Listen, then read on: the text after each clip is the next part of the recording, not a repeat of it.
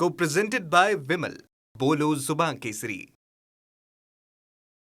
सोलापूर विधान परिषदेच्या निवडणुकीवरून पवारांच्या राष्ट्रवादीचे खासदार आणि आमदार यांच्यामध्ये वाद सुरू झालाय. माढ्याचे खासदार धैर्यशील मोहिते पाटलांनी घेतलेल्या निर्णयाला आमदार उत्तम जानकर यांनी विरोध केलाय. पाहूयात त्यावरचा रिपोर्ट. सोलापूर विधान परिषदेच्या निवडणुकीवरून पवारांच्या राष्ट्रवादीतच दोन गट निर्माण झालेत.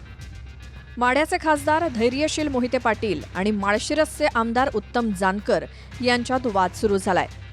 कारण धैर्यशील मोहिते पाटलांनी दिलेल्या उमेदवाराला मदत करणार नसल्याचं उत्तम जानकरांनी सांगितलंय. सोलापूर विधान परिषदेत भाजपनं राजेंद्र राऊत यांना उमेदवारी दिली. काँग्रेसने इथे आदित्य फत्तेपूरकर यांना उमेदवारी दिली होती, पण त्यांचा अर्ज छाननीमध्ये बाद झाला. शरद पवारांच्या राष्ट्रवादीनं इथे वसंतराव देशमुखांना उमेदवारी दिली होती. फत्तेपूरकरांचा अर्ज बाद झाल्यामुळे वसंतराव देशमुख महाविकास आघाडीचे अधिकृत उमेदवार झाले.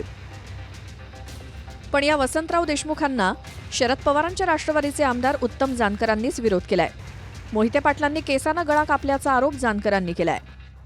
वसंत नाना हा म्हणजे तुम्हा सगळ्यांनाही माहिती आहे की या जिल्ह्यामध्ये निवडणूक लढू शकतात का.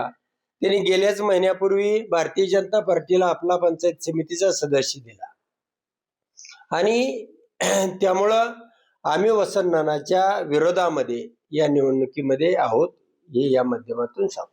कोणी केसाने कोणी गळा कापला नक्की? नाही, मोहिते पाटलांनी आमचा केसाने गळा कापला की माझी उमेदवारी ठरलेली असताना मोहिते पाटलांनी ही फसवणूक केली. शेवटच्या 15 मिनिटांमध्ये ह्या घडामोडी घडल्या आणि जर करायचं होतं तर मग आमचा फॉर्मच भरायला पाहिजे होता. वसंत नानाला तुमचा सपोर्ट नसणार? नाही, वसंत नानाच्या बाजूने आम्ही नाही. कोणत्या अँगलमधनं बिनविरोध होणार होती? बिनविरोध व्हायची असती तर कोणी फॉर्मच भरले नसते. आपल्याच पक्षाचे माळशिरसचेच आमदार उत्तम जानकर यांनी एक आता विरोधी भूमिका घेतलेली आहे. त्यांनी या निवडणुकीच्या मतदानावर बहिष्कार घातलेला आहे आणि आम्हाला वसंत नाना देशमुख हे उमेदवार म्हणून मान्य नाहीत, त्यांच्यामागे एकही आमदार नाही, एक नाव सांगावं असं देखील त्यांनी टीका केली. ते ठरवतील आणि आम्ही घरात बसून चर्चा करून संपवू विषय तो. पण मग आदल्या दिवशी म्हणजे अर्ज मागे घेण्याच्या आदल्या दिवशी त्यांच्याच बंगल्यामध्ये या संदर्भातली बैठक झालेली होती आणि मग असं असताना ते त्यावेळेस विरोध नाही केला, मात्र आता ते विरोध करता आहेत निवडणूक लागल्यानंतर. नक्की काय? मला आत्ताच समजलेलं आहे, त्यामुळे मी मागाशी सांगितलं आमचा घरातला विषय, आम्ही घरात गेल्यावर बसून चर्चा करून संपवू विषय.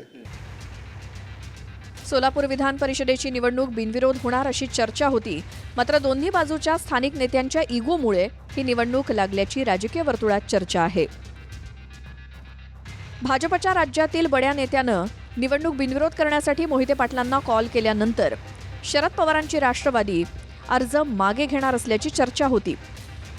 मात्र सोलापूर जिल्ह्याचे पालकमंत्री जयकुमार गोरेंनी मोहिते पाटलांना बिनविरोधासाठी कॉल किंवा निरोप दिला नसल्यामुळे ही निवडणूक लागल्याची चर्चा रंगली आहे. राष्ट्रवादी काँग्रेस शरद पवार गटाचे उमेदवार वसंत नाना देशमुख यांचे व्याही आणि भाजपचे खासदार उज्ज्वल निकम यांच्यामार्फत देखील मध्यस्थी करण्यात आल्याची चर्चा आहे. मात्र भाजपच्या स्थानिक नेतृत्वाकडनं कोणत्याही प्रकारचा थेट संवाद मोहिते पाटलांसोबत झाला नाही. सध्या भाजपकडे मोठं संख्याबळ असलं तरी ही निवडणूक भाजपसाठी निश्चितच सोपी नाही असं राजकीय विश्लेषकांचं मत आहे. भाजपतील अंतर्गत धुसफूस आणि निधी मिळत नाही, त्यामुळे नाराज असलेली शिंदेंची शिवसेना ही भाजपची पडती बाजू आहे. इथं झारीतला शुक्राचार्य कोणी नाही. निवडणूक वसंतराव देशमुख लढत आहेत, त्यांच्या मागं कोण आहे त्यांची ताकद राहिलेली नाही. त्यामुळं कोण पाठीमागं आहे कोण पुढं आहे बघायची काही कारण नाही. शेवटी एक आहे की लोकशाहीमध्ये विरोधक एकदा उभा राहिल्यानंतर त्यांना कमी समजायचं बिलकुल कारण नाही. एकदा उमेदवार उभा राहिला की आपण जी निवडणूक लढतो ती गांभीर्याने लढली पाहिजे. आम्ही लढू. एक समजत नाही, ज्यांच्याकडं 616 मतातली 16 मतं नाहीत अशा लोकांशी लढाई व्हायचं काही कारण नाही. ही लढाई जी आहे ही औपचारिकता आहे. मी आज 16 मतापासून सुरुवात करतो. त्यांनी सांगितलं 16 मत आहेत माझ्याकडे, मी 16 मतांपासून सुरुवात करतो. 1998 ला जे आहे भाजपकडे पण बहुमत नव्हतं, त्यावेळेस सुभाष देशमुख जे आहेत विक्रमी मताने निवडून आले होते. तशा पद्धतीची काय अदृश्य शक्ती सध्या कामाला त्यावेळेस मोठं मत माझ्या मागे 600 अदृश्य मत आहेत. सोलापूर विधान परिषदेची निवडणूक काही विघ्न संतोषी लोकांमुळे लागल्याची टीका भाजप आमदार सचिन कल्याण शेट्टी यांनी केली. तर फक्त शेवटच्या 10 मिनिटात निवडणूक बिनविरोध करा अशी विनंती भाजपच्या नेत्यांनी केल्याचं मोहिते पाटलांनी म्हटलंय. बिनविरोध करण्यासाठी आदरणीय पालकमंत्र्यांनी शेवटपर्यंत प्रयत्न केला. आम्हीही जिल्ह्यातील जे प्रमुख नेते मंडळी होतो आम्ही सगळेजण प्रयत्नशील होतो, पण काही नेत्यांच्या युगोमुळं ही निवडणूक लागली. ज्यांच्यामुळं निवडणूक लागली त्यांना आम्ही आत्ता निकाला दिवशी उत्तर देऊ. त्या अँगलमधनं बिनविरोध होणार होती. बिनविरोध व्हायची असती तर कोणी फॉर्मच भरले नसते.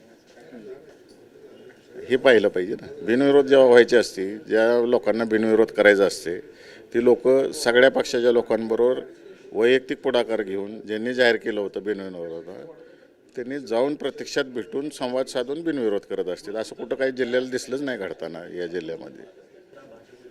मग राजेंद्र राऊतांचं काही आपल्याशी बोलणं झालं बिनविरोध करावं, त्यांनी काही विनंती आपल्याला केली का? नाही, एक सुद्धा फोन नाही त्यांचा.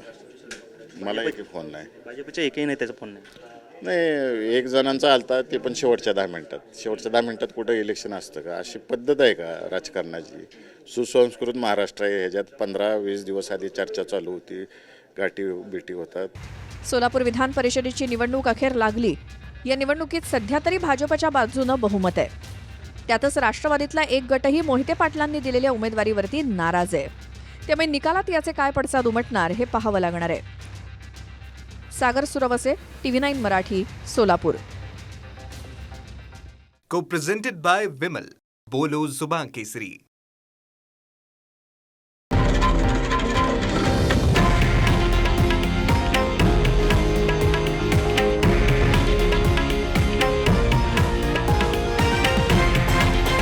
हे आहे देशातील नंबर 1 न्यूज नेटवर्क आणि आपण पाहत आहात TV9 मराठी, एकमेव.